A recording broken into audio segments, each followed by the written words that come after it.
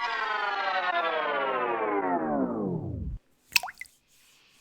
everybody. Good morning, and welcome back to Reaper Pro Tips with me, your host, Anne, and disembodied hands, Quindy and Justin, and sometimes John. How are you all on this happy Monday and 1st of November? And boy, we have a rainy, dreary day where I am. I don't know what you guys have. It's definitely like saying, yeah, November. Hello, and thank you, Julia, for the 3-month sub. It's a quarter sub-anniversary. You're on your way. And Jedi Jared, 30. Oh my God, the beatdown. Jedi Jared's like, I've been subbing longer than any of you. Thank you, Jedi Jared. That's so awesome. And with Prime, you have insane, like, remember to, like up your Prime thing, retention. You're really good at that. I admire that. Yes, much Prime sub love. Exactly. Oh, hey guys, it's the first day of National Novel Writing Month. I know that none of you are doing it because you haven't, or if any of you are doing it, you haven't mentioned it, but I am doing it. Oh, you are so smart. Wow, I should do that. Like, that makes sense because I'm like super organized lately, but that's one thing I have not added to the to-dos. I should do that. Let me see. All right. Oh yes, metallics, the thing. The metallics thing. Right. It's just fun in general. Now I just have to find I always have to find my appropriate colors. There's my new gold. We're actually going to introduce some silver. We're going to try some stuff on the fists today to see if we can suggest that they are, really beaten down. That's not the color I want, Anne. It's not the color you want. That's the color we want. Ancient bronze. That's what we've got. And I think I want let me look for, we'll do true silver mixed with some pearl white, I think. We could use the bones. The reason you wouldn't use the bones metallics for this, for these, if we're going to try to do some like scrapes or abrasions, the reason you would not use the bones metallics on this is because they're really good for highlighting and layering, but that means that their coverage isn't as high as you could use to do this stuff. So instead we're going to be using true silver, which is 207. My label is faded, mixed with 9100, but we're not even going to touch that until we bring up our bronze again, so that we can essentially suggest that there's maybe a layer or something underneath there of a different metal or something to make it look like it's really beaten up. So we'll lighten it up. We'll try to use a really pale silver as our top highlight for the bronze and see how that works. Oh, the Sugar Skull contest voting. Yeah, totally go out there. Get your vote in, guys. Get your vote in. I hear rain. There's rain outside. I love rainy days. And you couldn't ask for a better weather than a rainy day to start National Novel Writing Month, because if you have to sit inside and put words down on paper, it's best if the weather is lousy. That's actually why they put it in November, by the way, to take advantage of the lousy weather. That's word for word from the founder. All right, so again, we're starting with 3 drops of our ancient bronze, which is a very reddish bronze. Even though we've taken a lot of the red out of it, you can see the original color that we are working with down there on the foot. And then 2 drops of new gold, just to bring that up a little bit, bring it a little bit brighter. The reason that works is that new gold and antique bronze share the same flake. You can see kind of that gold flake in there, and it's the same flake that goes in this one. So using a color that shares a flake to highlight makes your highlighting with metallics a lot easier. Just like mixing a little bit of your previous color into your new color for highlighting makes everything work better together. The same is true of metallics, except that you've also got not only the pigment in metallics, but you have the flake color, which is a huge contributor to the color of the metallic itself. And 1 drop of pearl white, my favorite metallic, which we'll also be using to build more highlights. Alrighty, so Granny Glasses Online.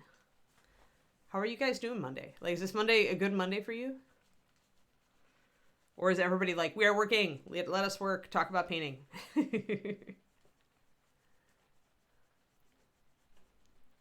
I get to watch the rain. I look out my back window and I just see trees and bushes, which is nice, actually. Alrighty. So I'm going to kind of consult what I looked at up here. We've got a lot of nice detailing that we brought in. We were working with lining some of this to bring in darks. I think I do want to have a nice dark to play with on this. I think I was working with black and brown or brown liner. I think I'll do a mix of black and brown liner. I kind of want the liner.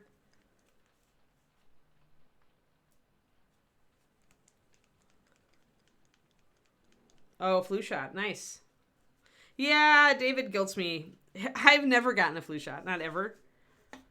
But I haven't been sick in years. Like, literally years. So part of me is always like, I'm not that old yet. So I'm like, do I really need a flu shot? But I probably should get one.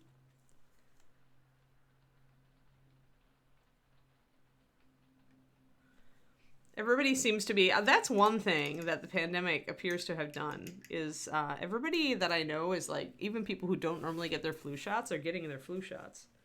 It's kind of weird. It's the unexpected side effect. So maybe I will. Maybe I'll do it this year. David will probably bug me until I do. He worries about my health. And it's nice. He bikes to work today, and he's going to be so sad if it turns to rain and stays rainy all day, and he has to bike home in it. I hope he brought waterproof jacket, but I don't know if he did. Last 15? Oh, yeah, because the hospital, they would definitely want you to get it. Yeah, that makes sense. That's good, Dogfather.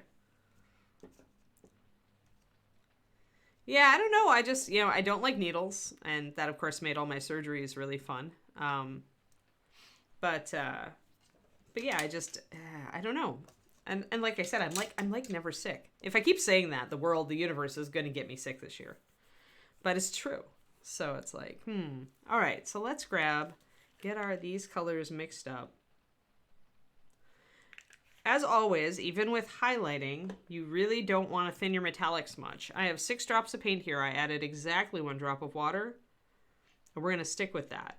If you do more than a 6-to-1, things are going to separate pretty fast. And it's not going to give you the results you want. We may also work with some opaque paint to set up this effect. But first I want to start... Aw, bummer, crows. Yeah, maybe, I had kind of hoped that since there wasn't a big flu season last year that maybe the flu would back off for a little while, but apparently that's not the case. That's not how it works, Anne. This is actually, this is not the first time that the universe has not worked as I expected it to, so,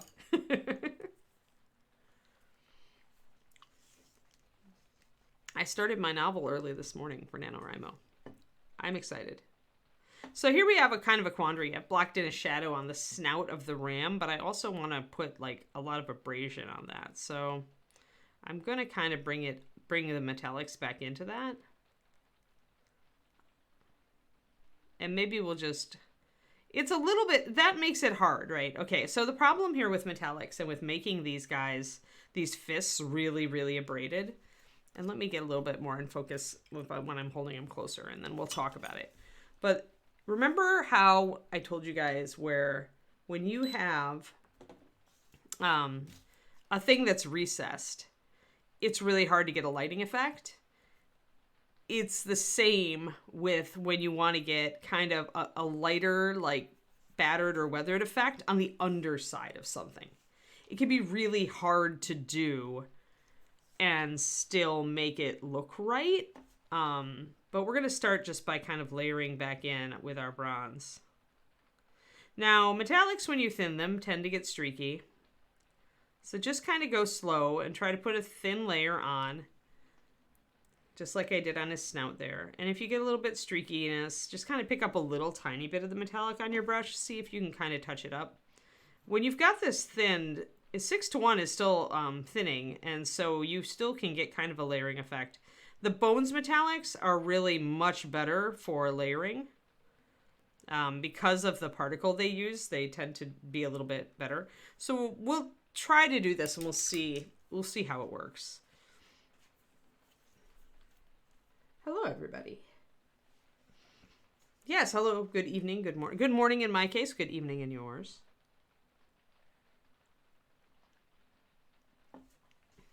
All right. I'm kind of asking myself how exactly I want to do this. I kind of want to definitely start making some dashes. Remember when I start doing textures, how I guess kind of start using the direction of the brushstroke in the way that I want to do it. So that's how I would attack this. I would start even this early. I would start kind of using some crossing and leaving some brushstrokes that suggest scratches. Here, let's get close and see if you guys can see this. See it? There on the head.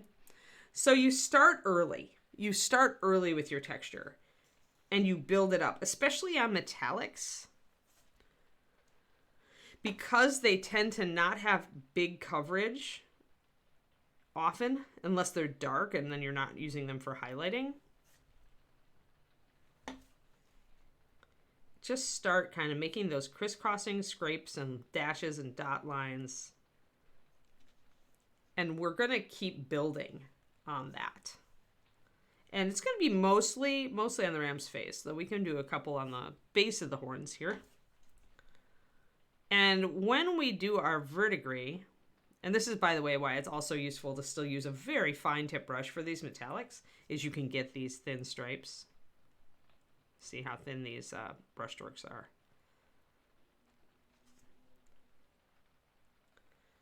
And we'll keep kind of working these up.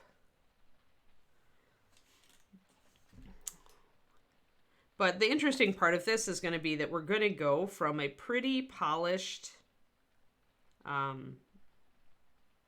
surface treatment to a verdigris, right? Because as soon as you get away from the fist, you're going to start seeing more of the verdigris like we did on the shoulder. So the transition there is going to be interesting.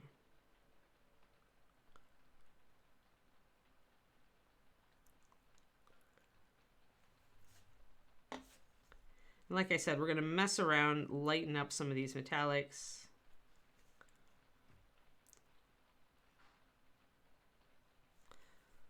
We do want to keep the darks in the recesses because the recesses wouldn't necessarily, they would still have some tarnish. They wouldn't necessarily be as burnished. If they were, then if the recesses were going to be like all polished by impact, then I mean everything would have flattened out. Like you wouldn't have this shape here anymore. It would all have flattened down. But the fact that it has kept its shape because it's a magical golem, one presumes, means that we keep the dark in the recesses there. Now I'm going to see if I can suggest a little bit of abrasion. Here now, if you have any imperfections that you can see on the snout, just accentuate them.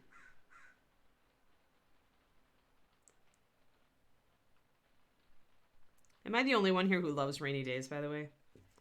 I love rainy days. I love that I'm listening to the rainfall while I'm doing this. I feel like that California has not given me a lot of rain to enjoy in the last year, and so I'm very happy that it's making up for that.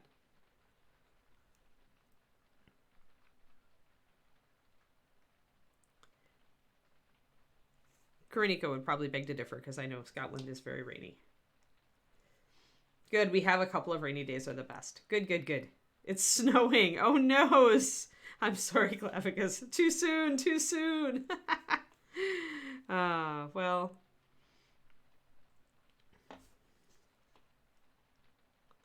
Did you guys have a good Halloween? I did a pumpkin at the last minute. I think I have a picture. We decided we wanted to have trick-or-treaters, and we didn't have time to get any other decorations going, so Let's see, where is my pumpkin? So I did a really fast pumpkin. Here's my fast pumpkin. Rawr, he says. He had pretty awesome eyebrows. But I like just went for it because I was like, we have to have something to like tell the kids that we're actually doing trick-or-treating. So Stefan's funny. Rainy days are the best. Here, I'm going to back up just a little bit. Just because it's hard to keep in consistently in frame. And I want to be in frame. All right, I mixed the black and brown and the brown liner. We're going to just keep that around. I'm going to actually thin it about 3:1. I just want something to correct my shading with if I get too much metallic going on. And I'm going to mix a lighter metallic. Oh, cool.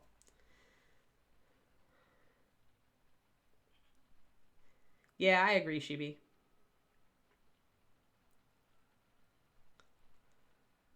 Yeah, floods are no fun. Yeah, that's a lot of work, Cleo, the haunted house thing. I always found it easier when you had a bunch of people who wanted to help. But yeah, this year we just didn't have the oomph or really the space. It was cool. We didn't get a ton of trick-or-treaters. We're in a residential neighborhood with a lot of kids, but we're at the far end. We're up in one corner of it. So we aren't like I think some of the inner suburbs, the inner streets probably got a lot of trick-or-treaters and we didn't get as many. That's my personal like feel on the thing. So, okay, let's invert our formula and see what we get. I want to essentially go from doing 3 drops of the bronze, 2 drops of the new gold, and 1 drop of the pearl white to doing 3 drops of pearl white, 2 drops of gold, and 1 drop of bronze and see what I get.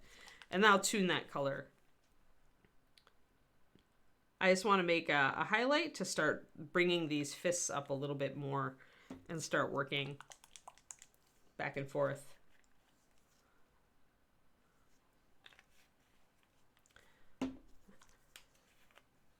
I think I'm going to start with 1 drop of new gold. My gut says that I want to go not as yellow, but let me see. Maybe I'll end up adding a little bit more. Again, it's going to be 6:1 paint to water. You never want to add a ton of water to metallics. Never works. 4 bags of candy. Wow. We did mini candy bars, and that doesn't come with as much. Yeah, I guess I do kind of want 1 more drop of gold. Here's our colors. So that's the new one I'm building. I think I do want just a little more yellow. There. We did 3 bags of mini candy bars, and we went through 2/3. So we had a decent number. Maybe 3/4. It was enough to fit in a small bowl what we had left, which is about right? Because you always want to have a little bit of the candy for yourself. Okay, if you're us. You gave out nerds. Wow, that's a lot then, because there's a lot of nerds per package. And totally that's like funny that you gave out nerds. I remember when nerds first came out. Am I dating myself? All right. So now let's work a little bit on here. I'm going to put down a couple of stripes of this new color. And it's much paler. There's like kind of a point where you're like, you get kind of swap from doing an overall like lighter color to picking up details and edges and scrapes. And it comes probably sooner than you think. But I'm very much experimenting here right now to see what that sweet spot is. I may end up shading again. I'm going to definitely hit the edges of the snout here. Any place that's going to be sticking out, I'm going to hit with this extra layer of highlight. And we're not done yet either. But we're bringing up that fist, and we're going to bring up that color into the surrounding area. It's going to bleach out our nice dark patina that we had going on here. I probably need to scrape there a little bit too.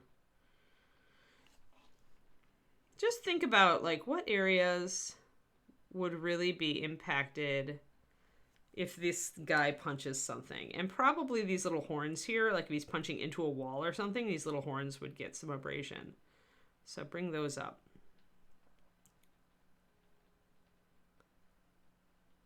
And I'm just going to kind of dab at them. I'm not going to use a particular brush stroke there. I just want a little bit of that highlight. And as long as I'm kind of rough with the way I'm dabbing at it and I'm not trying to blend or anything, it'll look in line with what we've got here. I do need to add a couple more scrapes to the side of the muzzle here in a different direction and some abrasions. So lines are going to represent scrapes, and dots and stippling are going to be just general abrasions on the surface.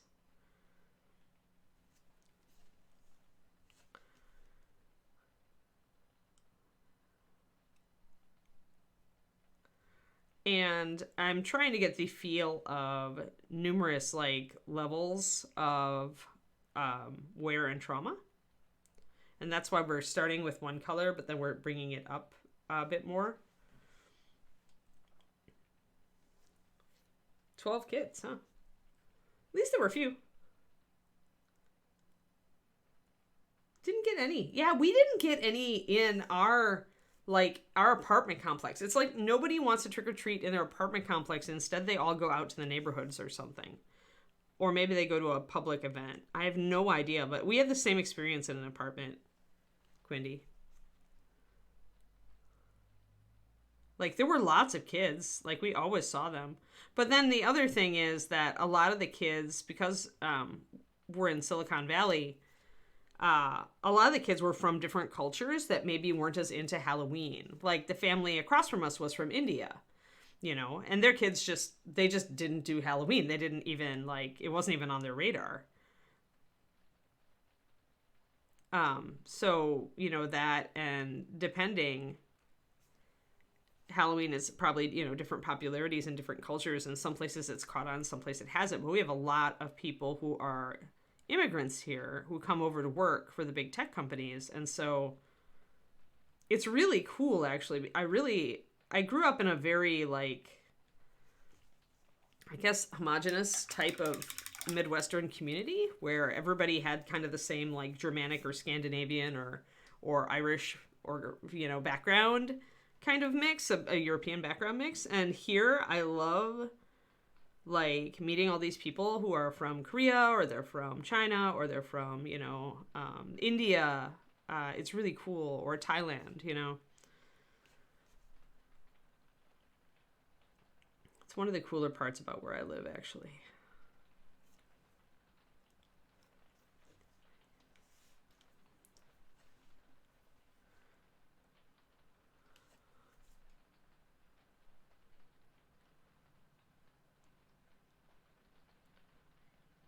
All right, so we're scraping this up, and we're bringing up some of these scrapes to be lighter and lighter. We want to really get the idea that this has been used to batter stuff. See, so we're kind of extending some of our lines a little bit. I'm going to extend just a little bit up onto here, starting first with our original base metallic, and then brightening it even.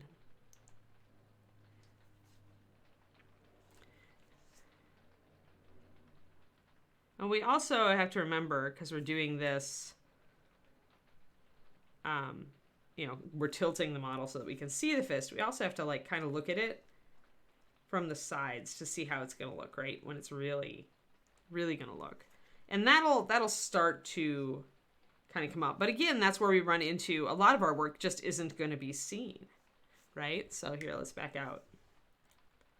You can kind of see it starting here. So that's semi-successful. But a lot of it's just going to be with the way, I wish that he was punching out. Because if he was punching out, you could totally, this is one of those things where the situation sells the story.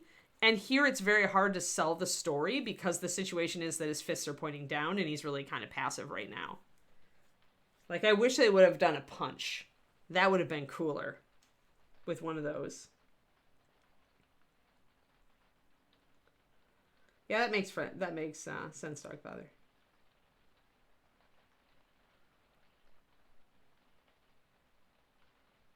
Yeah, I don't know what it is about apartments. Not certain. It was fun. There was one dog dressed up as well. And you could tell it was totally in character because it was a golden retriever. And you could tell it was one of those really bouncy golden retrievers, and they had dressed it up as a rocket dog. They had its harness like a cardboard like silver carapace built over it, and then they had a rocket on its back with like flames spewing out the back. So it was totally a rocket dog. And it was like only under control because they had it with one of those muzzle halters on, which I hate those things, but when you've got a big bouncy dog and little kids, I can see it. So yeah, it was funny though. It was pretty cool. And there was a little kid, the best costume that we saw was this little kid, like all in this like body covering black suit, but it had LEDs in the shape of like just a person. And that was super funny. That was the kid who was never going to get run over on the street because he glowed. That's true. Well, we put out pumpkins, Crawley. Like we always put out jack-o'-lanterns as the signal. Or this year we just had one, but last year David carved one with me.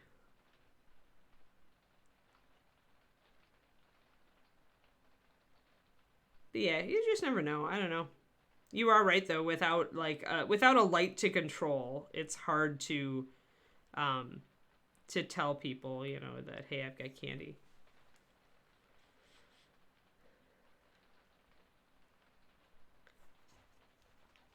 Yeah, we didn't have a front porch that was big enough to sit out on when I was in Denton. But here we have we just opened up our side gate and it goes right to our big patio. So like when we get a puppy, our puppy will actually be able to maybe wear a costume and help receive trick-or-treaters, which would be cool.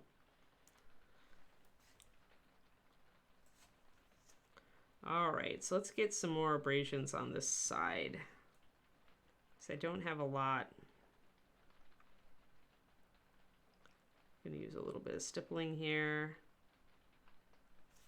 The finer your brush tip, the finer dots and stipple points you're going to be able to get. Also, it's important to have very little paint on your brush. Hey, Nara. Yeah, bring all the candy to the office. Exactly. I should have had David bring most of our leftovers to the office. Oh, trunk or treat? Yeah.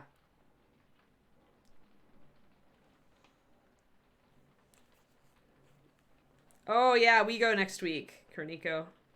We go next week. So, I feel it. Hey, you got an extra hour of sleep, though. Right? Or... maybe? Looking forward to my extra hour of sleep. Also looking forward to,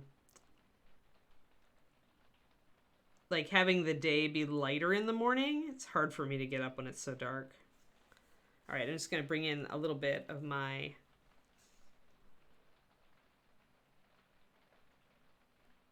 dark color now, just to make sure I'm still keeping these shadows and the definition. It was amazing. Yeah, I love the extra sleep. All right, so that's okay. I feel like the problem, again, is positioning, where it's like,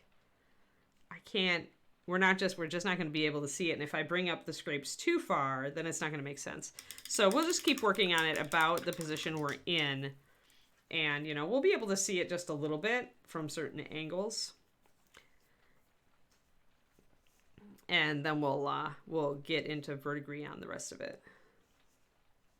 Yeah, that's the downside, right? Oh, yeah, exactly. That's true. Make sure he did it. My phone always adjusts for me, so I'm happy, but... yeah. Getting dark earlier is the downside. Although that kind of, I don't know.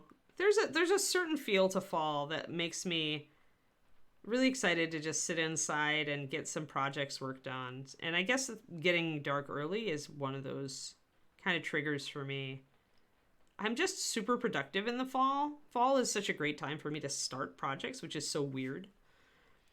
But does anybody else have that? Like, I know a lot of people, my mom is totally like a spring cleaning type. Like, she turtles up when it gets to fall. But I'm like the opposite. Fall is my like go button for like all the big projects and stuff like that. What about you guys?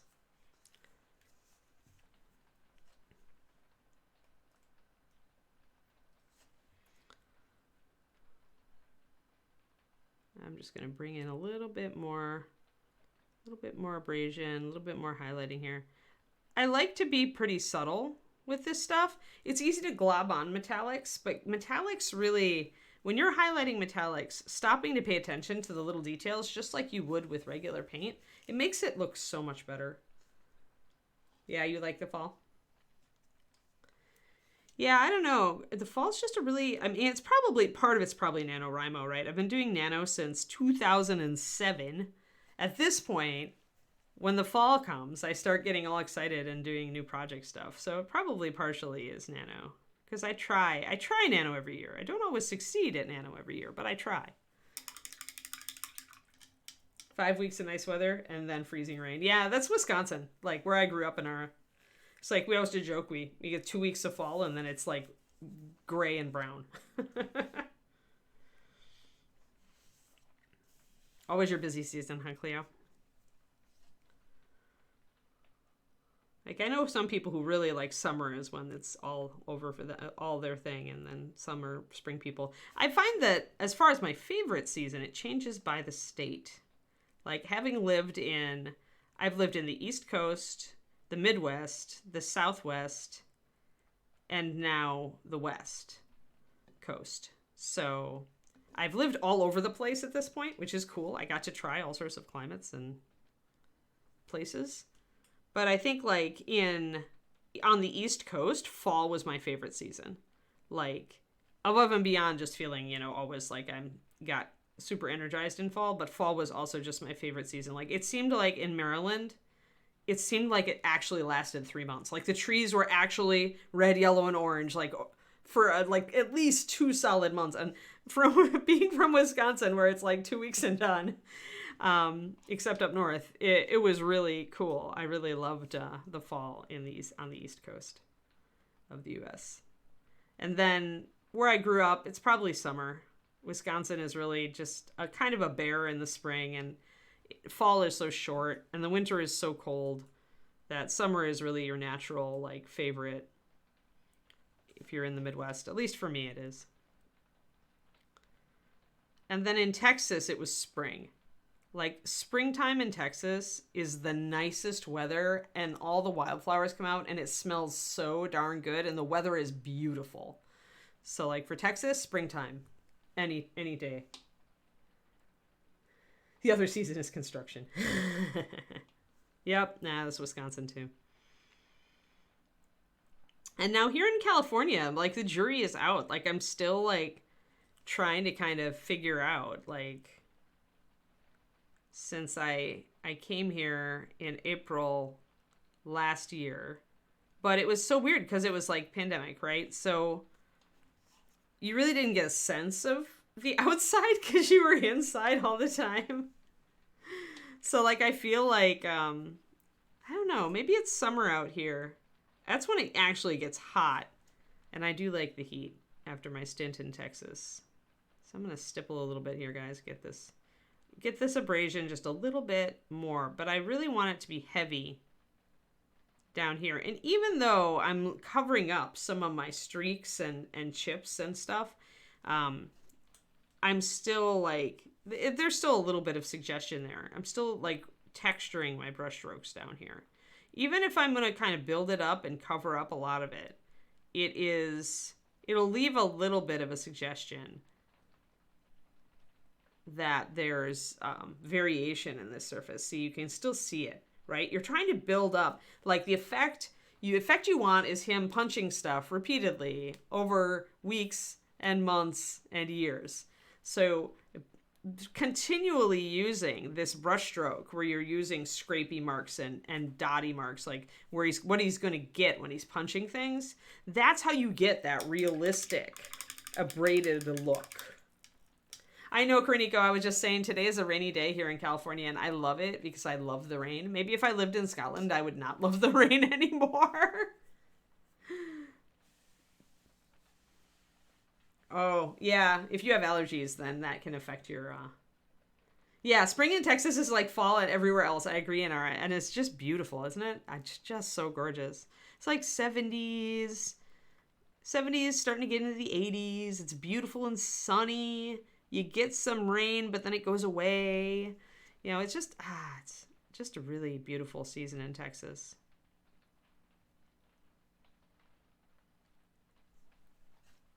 I think the Indigo Girls are the ones who did a song called Southland in the Springtime, and I have to agree, like, it's just lovely.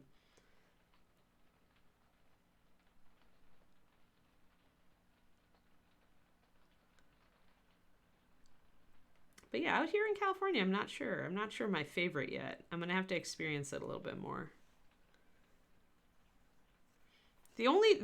There's one thing out here in California, and I'm not sure what it is. I'm normally not allergic to plants. I'm allergic to mold. I get a little bit of reaction usually after rains. Though that could also just be barometric pressure messing with my sinuses. But there's one thing, though, here in California that I've noticed, like in spring and summer, I think, that really hits me hard, where I have to take a Benadryl.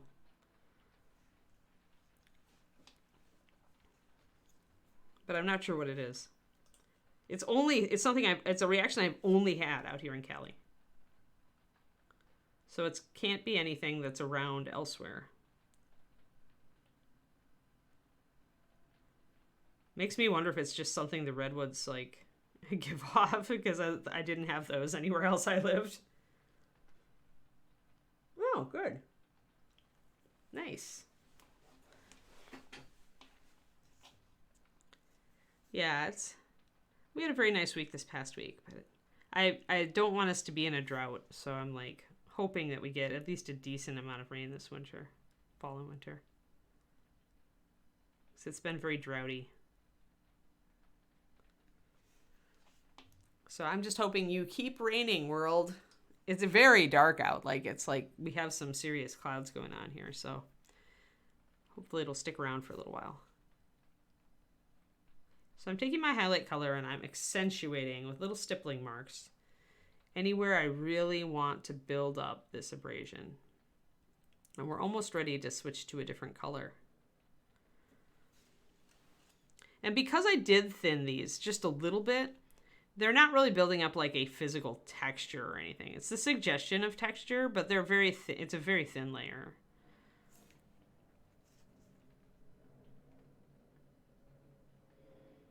I'm going to get a little bit more on the inside of these horns, I think.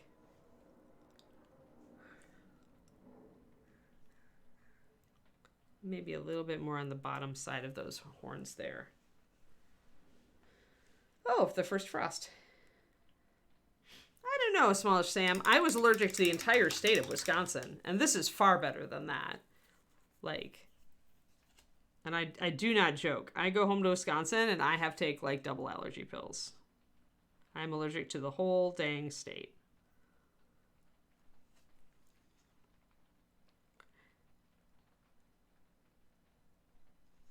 I can't really say that I'm allergic to Californians because, as I pointed out just a little bit ago, many of the people around me are actually not Californian. They're Indian, or they're Chinese, or they're Japanese, they're Korean, or they're Taiwanese, or... So I don't know if I buy that. Also, since I was born here, Smallish, I can't really, diss Californians. Given that I grew up in all sorts of different places, have lived in all sorts of different places. But I kind of feel bad making Californians jokes, because I kind of technically am one of them according to my birth certificate.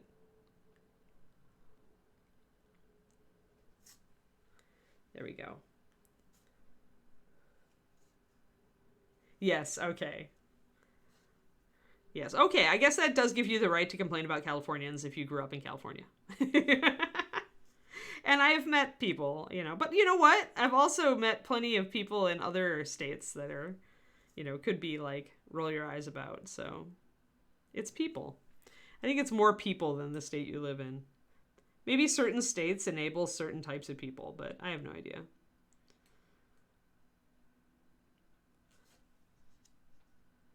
But I tend to roll my eyes and think humans more than I think, of a particular state.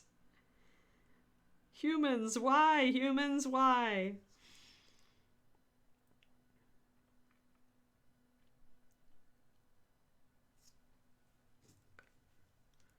There we go. So we've got some nice scrapiness coming up. I got to make sure that I keep some of this shading because I don't want to lose my details. Because when you start abrading, or especially with metallics, the minute you lose those little bit of shadow, that's when, yeah, you kind of lose the shape of what you're highlighting. So do try to keep a little bit of your shadow going on here in the cracks where the abrasions wouldn't necessarily hit.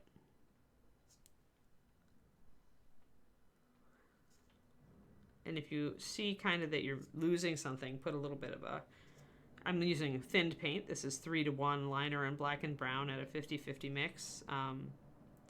So it's a little bit, it's thin. Like I'm layering pretty much. I'm not bringing in a hard line at all because I don't want one at this point. But that's coming along. I need to bring up the horns on the other side a little bit though.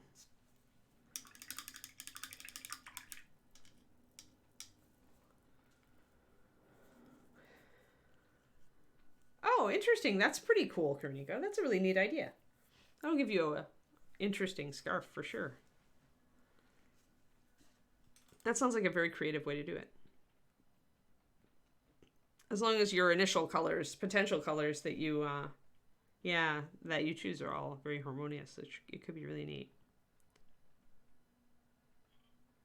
So what you're saying, Kerniko, is you personally should pick a color for rain that you really like.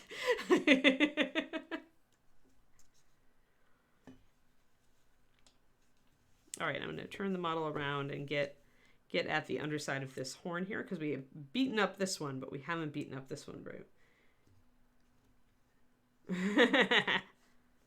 I'm kind of glad that I never learned to knit. I would be tempted to do scarves and things, and I would have so many colors of yarn. Like, all of my friends, like, who, including my mom, who used to sew a lot, like, they just have so many. They have so much room dedicated to fabric or yarn or whatever. I guess that I have so much room dedicated to miniatures, but I don't think I could manage another space-sucking up hobby. I think we would, despite the new house, I think I'd run out of room.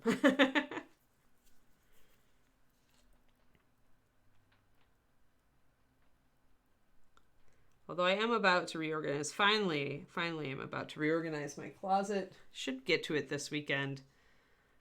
Because my office in here, everything got just tossed in here when we moved. Like everything that was mine that I wanted to keep out of the way and not get in David's way. All of my like personal art stuff and stuff just got tossed into that closet and it really needs help. So yeah, that's my project for this weekend. Yeah, way more quilt fabric than minis. Yeah, I believe it.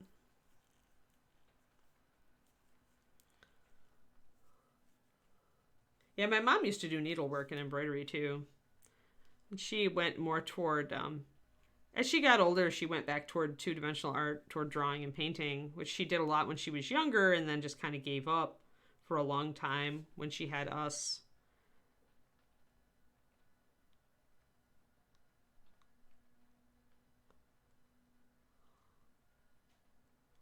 But she did a lot of sewing. She used to do, she even did a wedding dress for somebody once, custom. So she was good.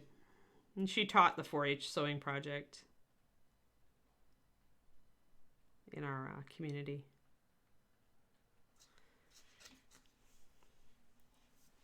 All right, let's scratch up this horn a little bit, I think. Oh, great, Twisted Oma. That's awesome. Yeah, that makes sense. Because, yeah, you got to keep moving for sure.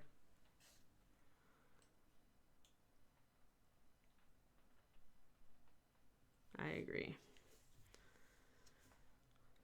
My paint is moving around a lot these days. Doing a lot of stretches and exercises. And I'll fix it one place, then it'll move to another place.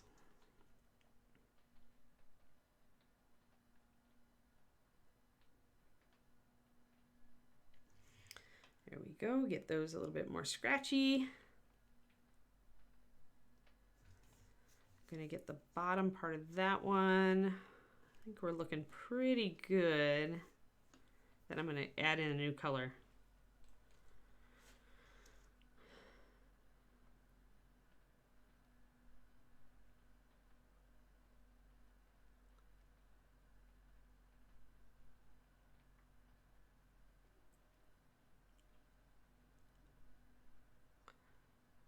There we go. So that's looking nice and scratched up. I think I need to tackle a little bit of that though. There's a couple little dark areas here that I want to go over. There, that's better.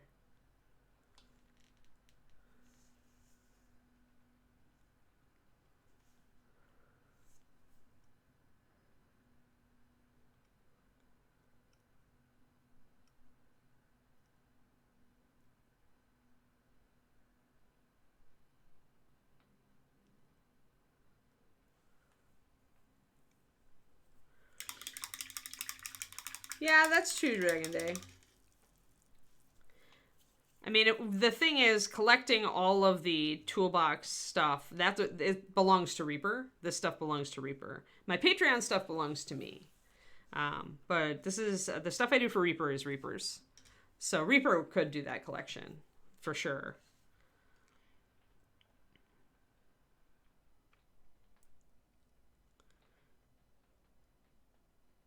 It would take a lot of organizational time to do it.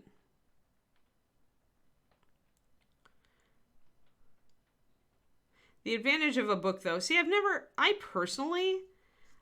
really liked that whole repackage your blog posts or your whatever format. Like, for some people, it does work. But I've always, the thing is that everything, like every project gives a slightly different take on things. So when I've already got like painting X on Reaper's YouTube or my Patreon, I kind of would like to tackle a new project or a new model for a given topic, because it actually gives me the chance to iterate and maybe even talk about a slightly different take on it. Like, you learn something new from every model. I could do painting metallics on like 5 different models, and we'd talk about slightly different things for all of them. So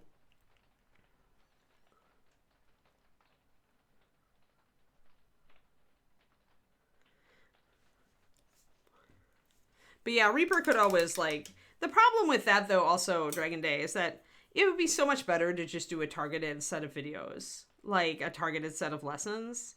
Because the problem with the stream is that we digress all the time, and sometimes we make a lot of progress on a given topic, and other times we don't, and sometimes we spend all day talking about rain, and that doesn't make for a great educational video. So it's very topical, and so I've always felt that a targeted video is better, that allows you to stay on topic and teach more effectively. I mean, that's the argument for in-person classes, too, as opposed to doing stuff, online on Twitch is, Yeah, have fun, Cleo. The little scarf for one of the cats.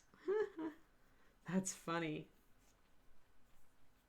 Yeah, Dragon Day. Yeah, I think that I just feel like, I feel like the stuff I do for the Patreon is much more effective as a teaching tool a lot of the time, because you don't get all the chat. The advantage of Twitch is that you get to engage and get to ask real-time questions, just like you are right now, right?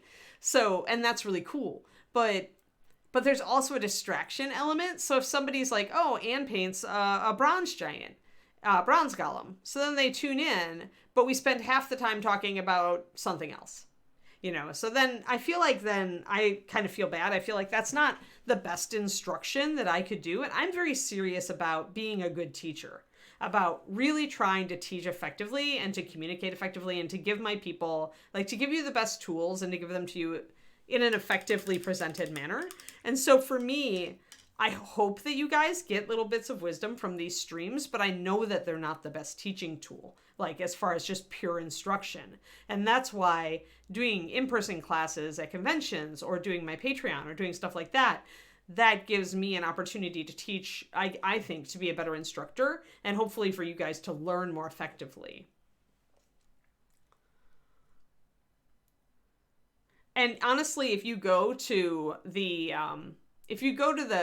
not necessarily for the really early stuff, but for anything in like the last year or two, I think if you type in the item number or sometimes the name, for this guy, you'd have to search Bronze Golem probably, because he doesn't have an SKU yet. But I always have the SKU of the model, and I think Justin puts them in every title. So if you search for that, you should get the entire run of any given model that you need. So you should be able to rewatch them pretty easily.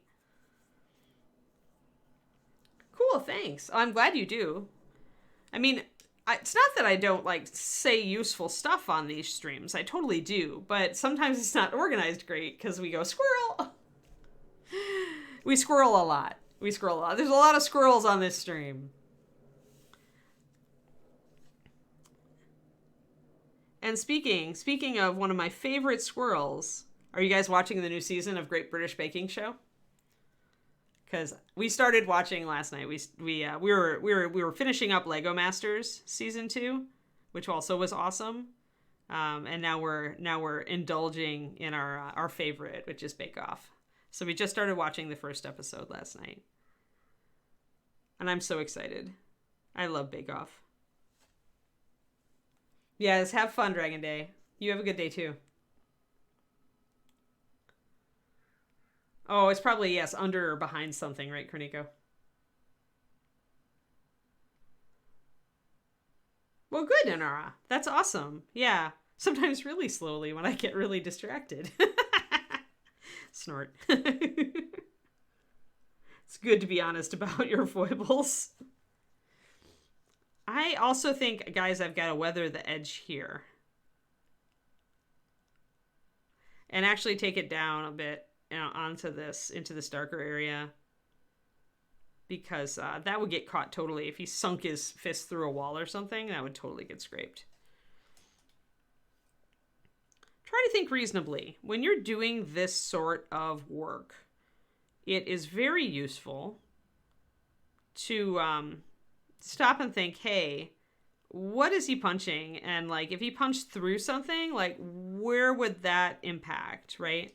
Like, you can see really that if he punched something with his ram head, this edge of this gauntlet would totally get abraded. So use your common sense. Like, sometimes I feel, especially with weathering, people don't just stop and use their common sense.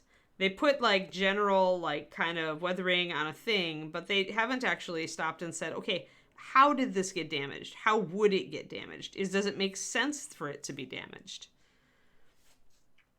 It's like when you're trying to suggest like a really like oily, dirty piece of machinery and you just splatter oil everywhere instead of thinking about where would oil actually be? Where would it be coming from? Where wouldn't it be? It's always useful to apply like your common sense in mini painting. And if you don't have any common sense on that topic because you've never thought about it before, just do some Google searches.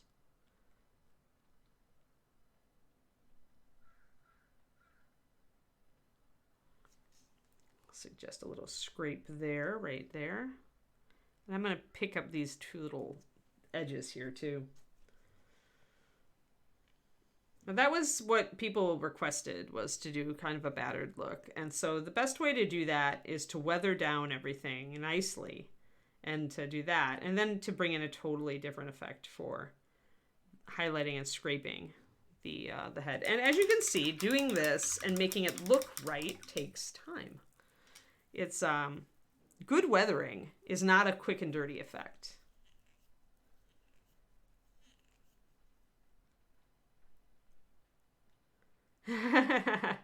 Oops. Well, at least it's on a VOD, Stefan's World. Yeah, at least we have VODs and we have YouTube, right? So you guys can always catch the initial start of something. I'm going to get the edges here. And I would say, actually, that on this model, I've stuck on topic a lot more. And the reason is that we've never done this before. And so when we really tackle something for the first time, I'm pretty on task because there's a lot to explain and to talk about. So I would say that this model, the VODs for this model, if you want to learn metallics, true metallics, are super high value and worth watching. So there, we got the edges there taken up, and we're going to get this edge a little bit. These, now, because the horns overlap, this is totally protected. The horns flare out. The edges here probably need to be picked up. So kind of look at it from the face and say, okay, what parts of this are actually protected and shielded? And what parts, like this part of the horn here, probably needs to get a little bit of scrapes going on. So those are going to need some to tackle, like the outside of the horn just right here just needs a little bit. So let's take our original color. This is why we're keeping both of our metallics open. Now I'm rinsing my brush a lot, just like I do all the time. The minute that you feel like the paint in your brush gets a little tacky or goopy, or your brush gets a little stiff, rinse it out. This is very true with metallics, even more so than with regular paints, because metallics have, they adhere very well. And once they dry in something, it's really hard to get them out. Although Winsor Newton Brush Cleaner and Restorer will do it. But you generally don't want to abuse your brushes that way. Get in the habit of rinsing frequently.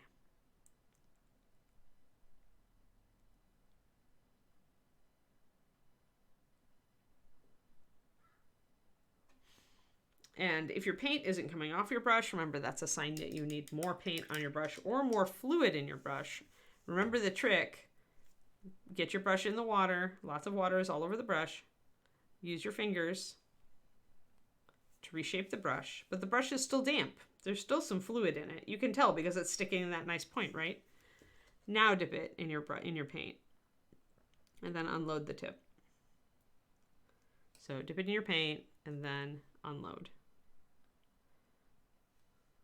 Unload until your tip is nice and sharp. Then you can come back and continue to build up your paint. And I'm going to turn my model a lot to try to make sure that I'm always hitting the areas I need.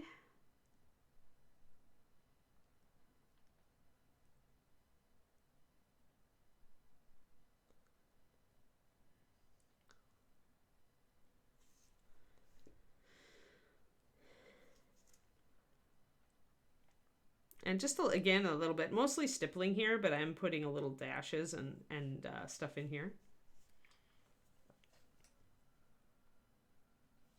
Just to, again, and this time I'm putting the dashes in the direction where I think the scraping would happen. So if he punches something in that direction, the scrape's going to come back and the line's going to be pointing back that direction. So again, common sense. Think about the actual, how it actually would happen, and use that as your guide. Doesn't mean there wouldn't be some randomness as he pulls his fist out, you know, maybe in a different direction, but a lot of my scrapes are going to be that direction to suggest that movement. I'll take my lighter color and just concentrate more on the inner parts. A little less attention to detail out here. On these horns, they aren't going to get as much attention as like the ram's head itself. They do help to sell the effect on the side though, so that's useful.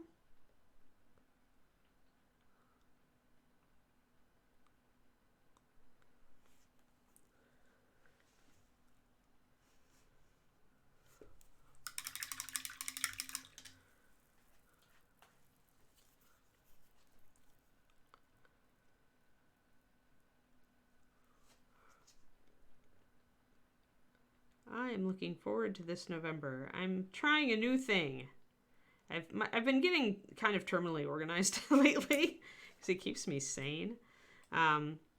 And I started using a to-do app that I really love, and now I use it just compulsively every day to make sure that I always know what I'm supposed to be working on so that I don't lose track of anything, because I have so much going on.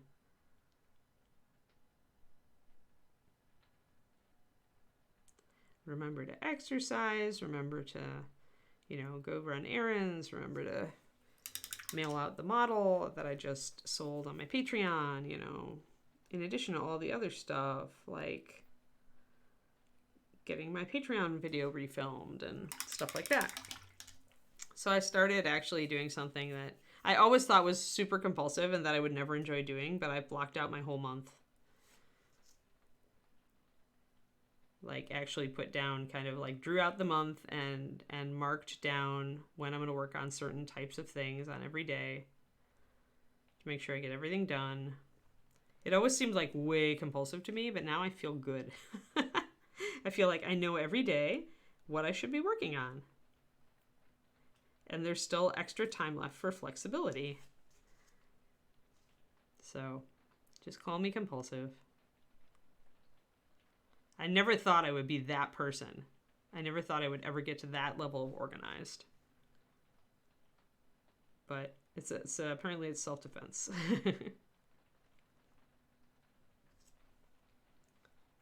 Hey, thanks for the Patreon. Yes, and I have a Patreon, guys. I just mentioned it.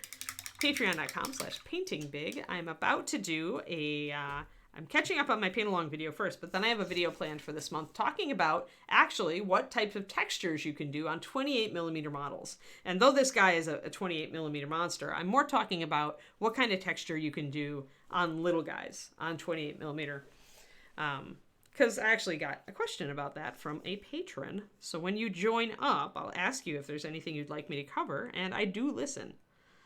I'm always looking for new ideas. So if you have not checked out my Patreon, you can head over there. I've got some free stuff for you to check out. And if you like how I teach on here, like I said, over there, I teach, a lot of stuff about mini painting and some of the same stuff. We cover some of the same stuff that we cover here, but it's a lot like it doesn't take an hour and a half to cover. We're a lot more focused. I like it because I can teach in a more focused fashion. So yeah, go check it out. I appreciate all of you who have signed up, who support me already. You really do enable me to keep doing this, including doing the Reaper stream.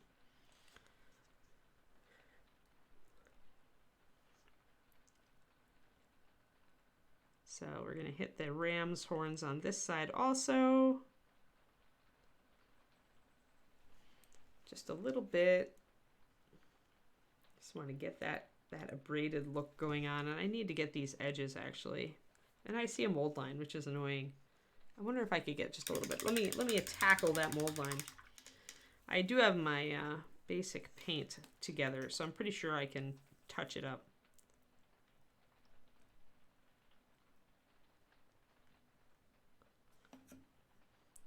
Sometimes you can scrape down and just take a tiny bit off and it's enough. There we go. This is where being really good with a hobby knife helps you out. I tried to tackle all of my mold lines in advance this time, and I mostly got it.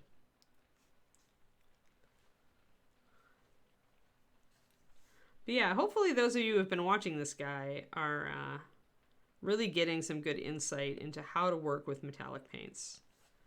And different companies' metallics are going to be a little bit different, and you'll have to mess around to see what level of thinning they will support, among other things, and what kind of coverage they've got.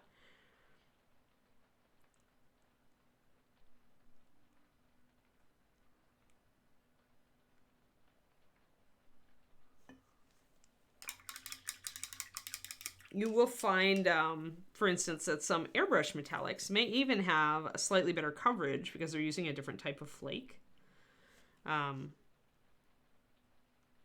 If you use them like straight up. And some of them may be quite see-through, so if you're glazing or trying to just give a subtle effect, they'll be better at that.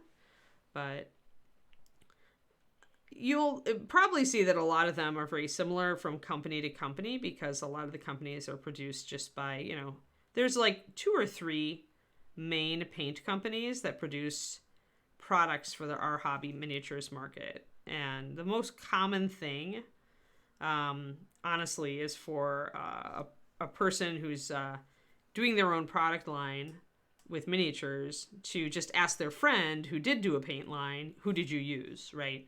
And that leads to many of the paint lines out there acting very similarly to each other because they're coming out of the same company. Even though that company may be tooling some things to, you know, respond to the person saying, hey, I want a paint line that does more of this. But they'll still feel very similarly because the flake and the pigments will be the same in general.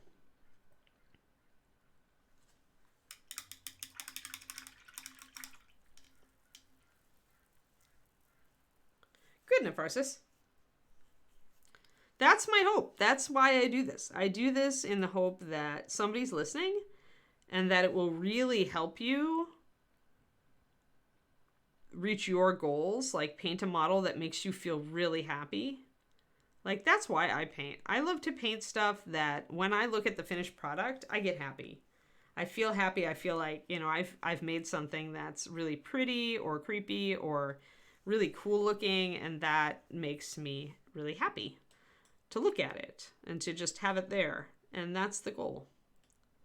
Above and beyond any of the competitions I enter or, you know, any of the models that I paint for sale, the goal is always to be super happy with what I've done, to create something that I can look at that really makes me happy to look at.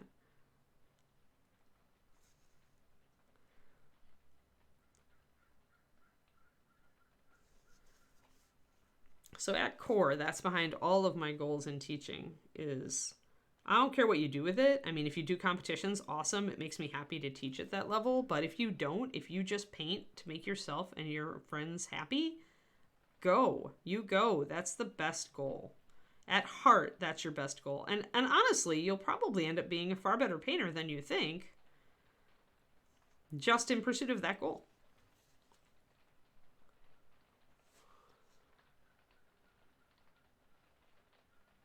I mean, the key is really just always keep trying to get a little better. Like when you do something that makes you super happy, celebrate it. And then the next time you learn something to make your next thing even a little better, then embrace that, you know. If you feel you're not painting enough, totally join the Reaper Challenge League. Because it'll make you paint more. And then that might lead to you painting better. Or reaching the goal that you personally want to set for yourself. And I mean, just because it's a hobby doesn't mean you can't set and enjoy reaching for goals. Just don't get like super sad about it. Like it's kind of like National Novel Writing Month. Some National Novel Writing Months I have completely tanked after 10,000 words. And some National Novel Writing Months I have finished a book. And it's never cause to beat yourself up. Because you've always made progress. You've always tried something. You have something to show for your efforts. You have a painted mini, or you have a mostly painted mini, or you have the best sword that you ever painted, you know, or the best cape, or the best face, or the best eyeball you ever did, you know. Just keep evolving.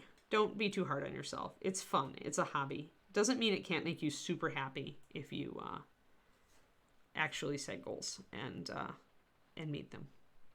Or at least try for them.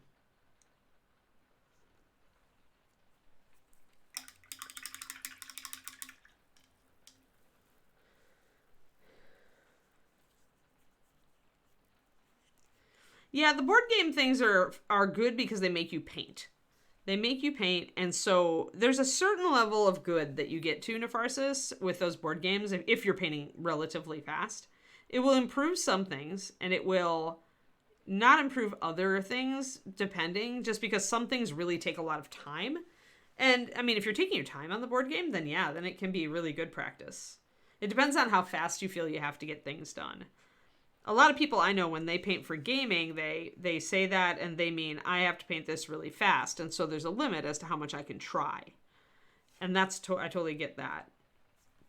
There we go. I like that. But yeah, kudos for working on board game. There's so many minis in some of those games. It's quite the project to fully paint one. I started painting a friend's Descent game long time ago, back when I was still living, ages, when I was living in a house with John Bono and Daryl from Reaper. It was quite a project. Like, I only got a few of the minis done, and I was trying to do faster paint jobs on them. I was just kind of enjoying it. But yeah, that's quite the goal to set, to paint one of those. All right, I think we're ready for our next. Yeah, I think we're ready for our next step. That looks pretty good, right, guys? I think we're gonna take it up to silver now in some places. Just at the really most hit places. Yeah. Oh yeah. That makes sense, Nepharsis. That's a good goal.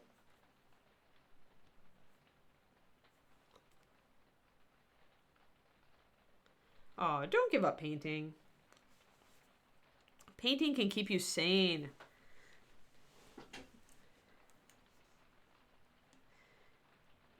We like sanity. Well, yeah.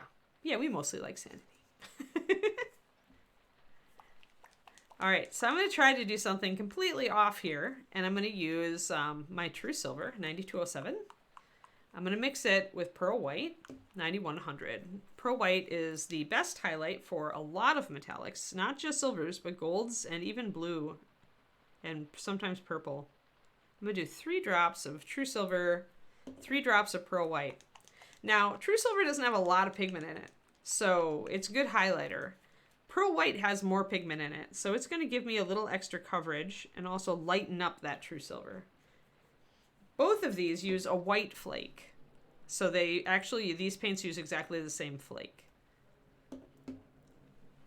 And remember what I said at the beginning of the stream, where knowing the flake and using a paint with the same flake can help you when you're highlighting. But we are going totally to a silver instead of a gold color here, so we're going to see how it works. Yeah, sanity. Sanity's relative, right? Oh, it's really raining now. Oh, I'm happy. Happy me. All right, so let's mix up this metallic. This is a 50-50 True Silver.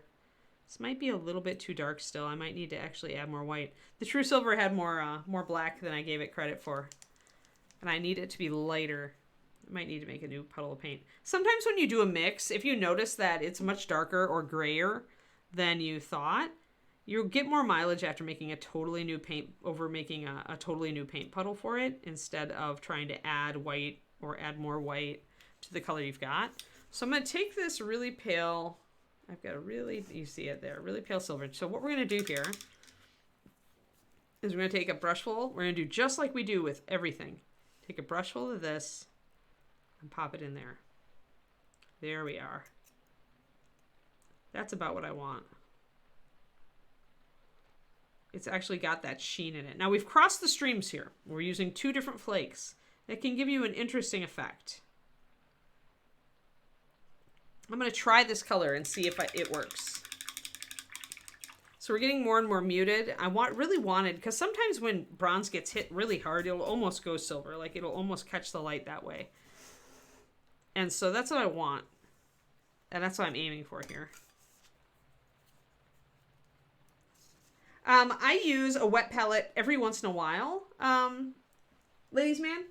So essentially, I am a long time well palette user. And these are the little wells. So like my palette is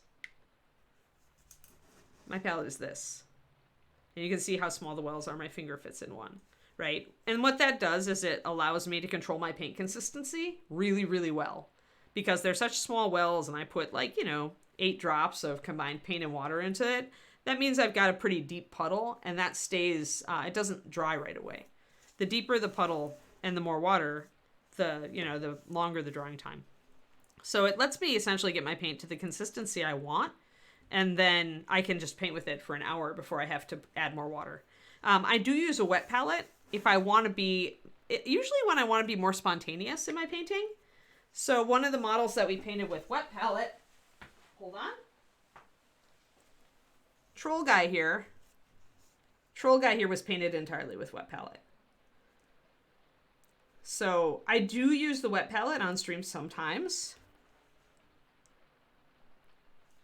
but we haven't for a while, because usually it's like, I like to use the wet palette when I've got like a lot of open space where I can do fast wet blending and really get impulsive with it. I tend to be a very, very regimented painter, a very structured painter, and every once in a while I like to mix that up and force myself to paint fast and loose. And that troll actually is one of my favorite things I've done. I've just kept him. He's never going to Reaper. Reaper never gets him. A lot of the models I paint on stream, I give to Reaper at the end, or I sell if I feel like it's that kind of model. But most of them go to Reaper, and that one's not gonna, because I really like the troll. I like how he turned out. So he has a permanent place here in my office.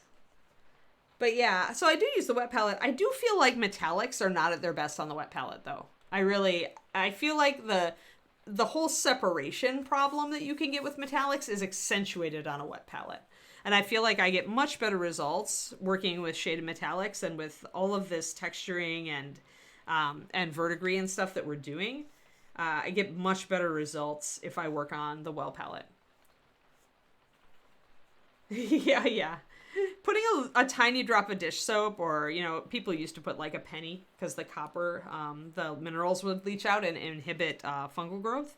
I usually just use like a drop of dish soap under the sponge if I know I'm going to keep my palette wet for a while, but I'm pretty good about letting it dry out because I don't use it all the time.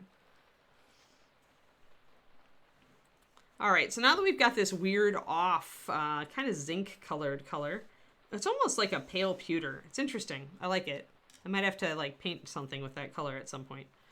So now I'm going to take that and we'll see if I really want to just kind of bring up the parts of the model that are going to get the most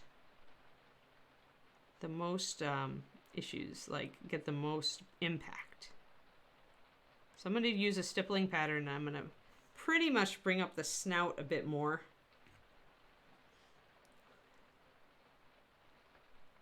Yeah, no problem, ladies, man. This is, I respond to everything in chat if I can. I'm really interactive. Because this stream is sponsored by Reaper, and I love to teach, and so I feel like if I'm just painting, it doesn't do you guys as much good as if I actually answer questions about why I do what I do. All right, a little bit more scratches, bits. And I'm only going to put this, I'm going to build it up like right at the punch point, right at the point where the impact is greatest.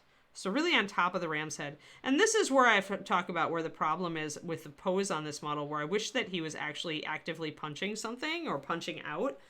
Because a lot of this great detail we're doing here isn't even going to be seen unless you really look for it. And I've still got my other colors open so I can work with blending in. But you can kind of see how the white in that pearl white really can stick out. So make sure that you are careful with your placement at this stage, because you'll have to like really go over it to get rid of it.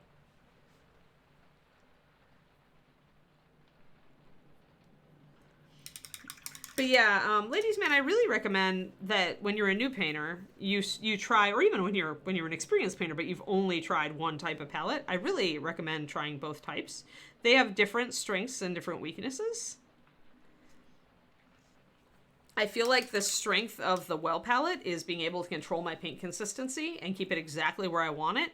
But that the wet palette really encourages, like, it's really good for textures, it's really good for speed, it's really good for if you're trying to be more of a spontaneous painter and less overthinking. All those things, I think, the wet palette is really good at. I tend to like really fine detail, freehand micro textures, and really smooth blends where they're warranted. And so for me, for my painting style, I also like to work with really thin paint. For my style, the well palette is definitely better. But my boyfriend, fiance now, I keep forgetting. I have to remind myself, it's still too new. My fiance is David Diamondstone, and he is a national and international award-winning painter as well, and he only uses the wet palette. But he uses a lot, he likes a lot thicker paint than I do, and he likes to like do a lot more like brush stroke and texture, and he works a lot more fast and loose than I do. So I think it's a lot of which palette you gravitate toward eventually is your painting style, and your painting style can change throughout your life as a painter. So, you know, it's not like you choose one and you're stuck forever. You should always go back and revisit it. I mean, the first time I tried the wet palette, I absolutely hated it. And I swore I was just, you know, I lost my lid. I didn't replace it. I finally gave it another chance a few years back. And I had developed enough as a painter that I was able to give it another chance and see where it excelled. And ask myself, you know, does that have a place in my painting style? So always try both. This is true of almost everything in painting. Just because you've tried a paint line and it didn't work for you doesn't mean you shouldn't give it another chance at some point after you've learned more and developed more. You know, it's, there we go. That's nice. I like how that's coming together. I'm going to actually do kind of a glaze.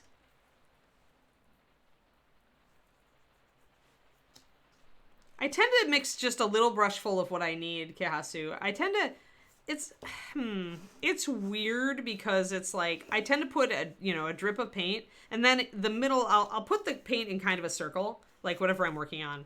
And then I'll just grab like a little bit and I'll mix it in the middle of that. And then if I need to lighten it, I'll add some white and mix that. I think part of the reason that my wet palette painting doesn't get totally out of control is that I tend to be very regimented in my mixes. So I tend to do like just one 50-50 mix of two colors, or I'll do like, you know, a 50-50 and then a little bit darker, a little bit lighter. So at most I have like 3 little puddles of paint kind of here in between those two colors. And then if I add white, then I've got a little color down, you know, I've got a little bit lighter here and then maybe a little bit lighter here, but I keep my paint circles very small. You don't need a lot of paint like in each, and I tend to mix distinct puddles even on my wet palette. Even if I'm just kind of pulling white into a color, and so I've got this lighter, if I've got this blob of color and I've got this little bit lighter and then a little bit lighter, I tend to just keep it small. I use very small brushes also, so that does also help me focus that. Yeah, I like this, guys. I think this is coming up nicely. I think I want a little bit of a glaze. It's hard to glaze with metallics because they want to separate when you add water. But if you do it fast and you get just a little on your brush, it is possible. So I'm taking my light bronze color and I'm just glazing it over the top of that to kind of bring everything up and unify it so it really starts to look battered.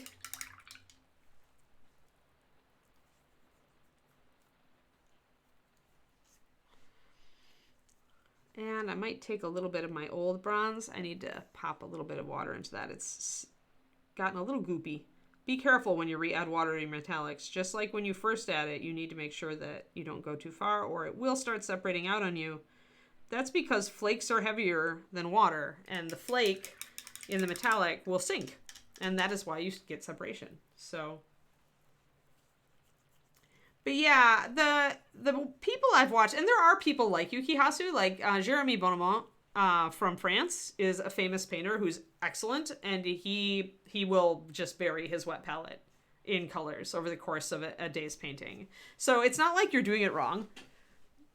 It's just the way you work. So, and you know what? If it gets you results, then good. All right, so I think I want a little bit more bronzy there. I think I got a little bit light. I'm going to try to build a little bit more color back into this. There we go. So I used my original bronze metallic, and I'm glazing it really lightly over that surface to bring that back in.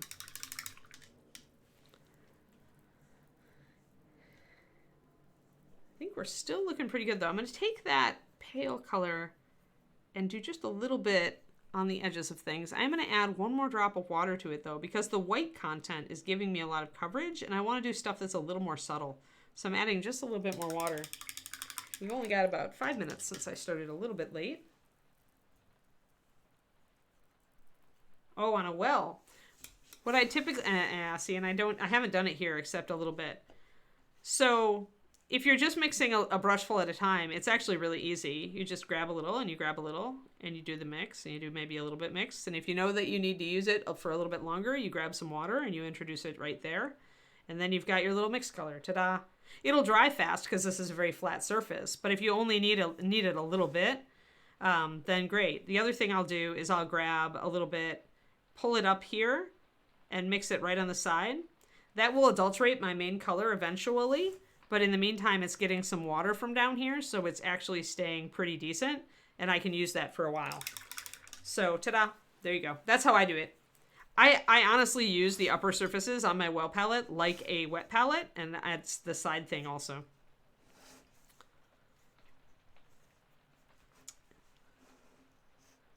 It is harder to do that free mixing thing on the well. That's why I say it's very different styles of painting that each tool tends to appeal to people with different styles. And so when you're learning or when you're looking to switch up your style, switch palettes and see what it does for you. And everybody should just try to give each type of palette. I mean, there are some wet palette painters who just really don't like wells, and there are the reverse, right? But I think everybody should at least learn what each palette is good for. Because then when they get questions like this on their stream, they can help. Instead of saying, oh, I don't use that. I don't know. I like to be helpful. And I do find that the wet palette is very freeing. Sometimes I get a little too anal and a little bit too structured, and I want to just get more spontaneous, and that really helps me do it, so. Yeah, but often, and it depends. If I only need a little bit of a transition color, I'll do it this way. But if I need a serious amount of a transition color, I will make a new puddle. I will just grab, a little bit of that, mix it in a new spot on my palette, and just, you work it that way. Just like that new well on the palette was, the same as a new spot on my wet palette. So I just might have to, since I'm only using a little bit, if I took a big brush full of this guy and I put him over here, I'd probably actually do 2 big brushfuls of each and do the mix. Because that at least gives me the equivalent of 4 drops of paint over in the new well, which means it's going to stay wet longer. The less paint you have in a well, the faster it's going to dry. So when you're doing a spot mix, moving a bit more of it over is going to make it last longer if you need it to last longer. Although if you're just doing a brush and a brush mix, then, if you have to remix it up on the top of the palette, it's easy. Notice that this is still good right now, even though we've been talking for a couple of minutes. Now that I've disrupted its puddle, it's going to dry fast. But it was good there for a couple of minutes while I was working. So you might question whether you need all those transitions. Try doing it with fewer transitions and see if you like the effect. It depends on what you're doing, though. It's all whatever works for you, right?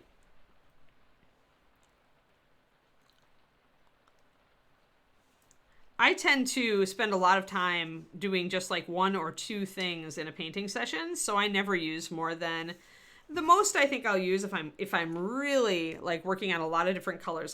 If I'm at the end where I'm touching up things, I might use 2 rows. I think there's only been one project where I actually used 3/4, more than 3/4 of the space here. And that was a time where I was actually saving it and working from day to day. So there was a project I was working on where I was working on it for 4 nights straight. So I always just re-added a little bit of water into my things and put a saran wrap over the top, a cling wrap.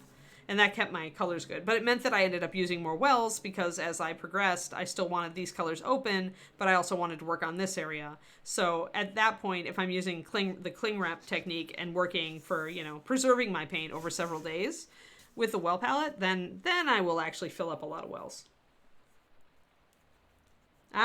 You probably are mixing too many colors together. If you get failed mixes, either try to break down, try to switch to mostly clears or single pigment colors to kind of learn how things interact. Or another thing that I've gotten in trouble with is that when I was mixing 3 colors and then plus white. Mixing two colors with each other to get something, you'll almost never get into trouble. But the minute you add that third color in there, you can get some weird pigment interactions, especially if black is present somewhere in the mix. And that can really queer it. That can really twist your color a place and make it go a place you didn't expect. But it takes some experimentation to like learn some of those color interactions and pigment interactions. And also to learn to eye up kind of to look at a muted color and be able to kind of figure out what's in it, which helps. There. Yeah, there's a lot of pigments that can go into making a brown. And some of them have interactions with black. And some don't.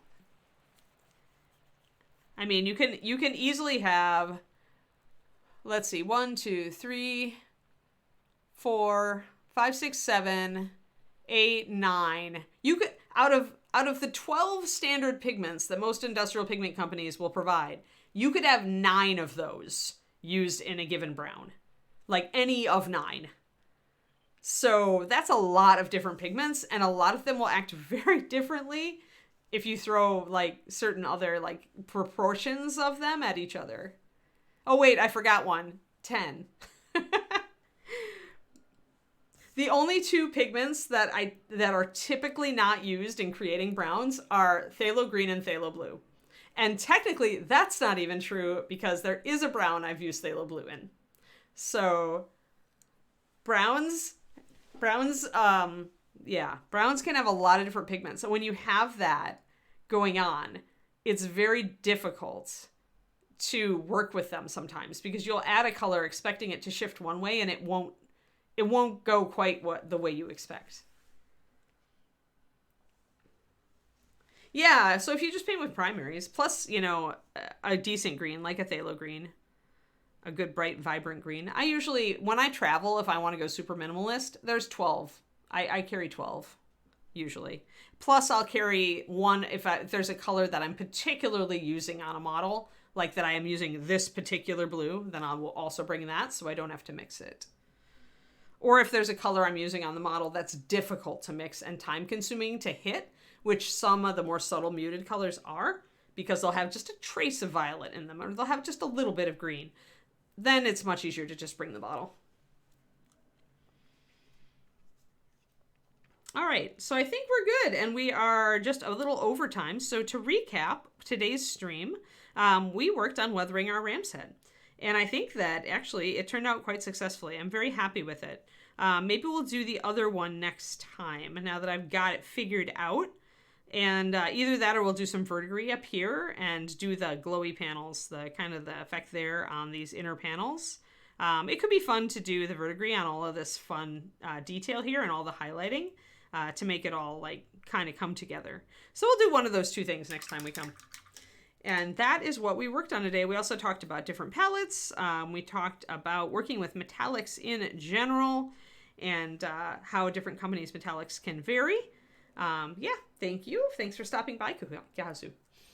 And come back at 2 p.m. for Beyond the Kit with Rhonda Bender. Rhonda's show is always cool and instructive, and she also does a great blog at birdwithabrush.com. Then you can find her on Patreon at patreon.com/birdwithabrush as well. So give Rhonda some love and tell her hi from me this afternoon. Thank you, everybody, and I hope you have a fantastic Monday and a fantastic first day of November. There you go. Bye-bye.